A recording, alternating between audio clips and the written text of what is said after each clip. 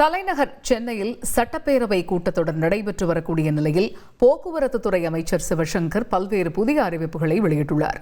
சென்னையில் மாநகர போக்குவரத்து கழகத்தின் கீழ் செயல்படும் 6 பேருந்து முனையங்கள் மேம்படுத்தப்படும் எனவும், பேருந்துகளை சுத்தப்படுத்த நவீன இயந்திரங்கள் வாங்கப்படும் எனவும் அந்த அறிவிப்பில் கூறப்பட்டுள்ளது.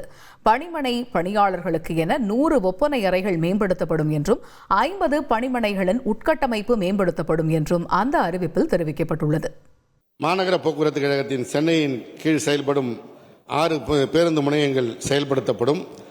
அரசு நிதி உதவி மூலம் தமிழ்நாடு அரசு போக்குவரத்து கழகங்களுக்கு விபத்து இழப்பீட்டுத் தொகை வழங்கி தீர்வு காணப்படும்.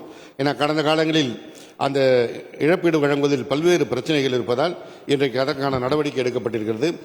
பணிமனைகளில் பேருந்துகளை சுத்தம் செய்ய தேவையான நவீன இயந்திரங்கள் மற்றும் கருவிகள் போன்ற அடிப்படை வசதிகளை மேம்படுத்தப்படும். பேருந்து பணிமனைகளில் பணியாளர்கள் பயன்படுத்தும் ஒப்பனை அறைகளை 100 பணிமனைகளில் மேம்படுத்தப்படும். அதிநவீன உபகரணங்கள் மற்றும் கருவிகள் மூலம் தொழில்நுட்ப உற்பத்தி திறனை பணிமனைகளில் அதிகரித்தல்.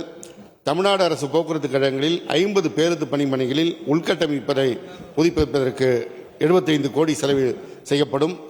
தமிழ்நாடு அரசு போக்குவரத்து கழகங்களில் 100 பேருந்து பணிமனைகளில் நைட்ரஜன் காற்று நிரப்பும் இயந்திரங்களை அமைத்து டயர் பராமரிப்பை மேம்படுத்தப்படும். போக்குவரத்து கழக பேருந்துகளில் 4 வெளிப்புற கேமராக்களை பொருத்துவதன் மூலம் விபத்துகளை தடுப்பதற்கு 15 கோடி செலவில் கேமரா பொருத்தி நடவடிக்கை எடுக்கப்படும். செய்திகளை உடனுக்குடன் தெரிந்து கொள்ள உடனே சப்ஸ்கிரைப் பண்ணுங்க.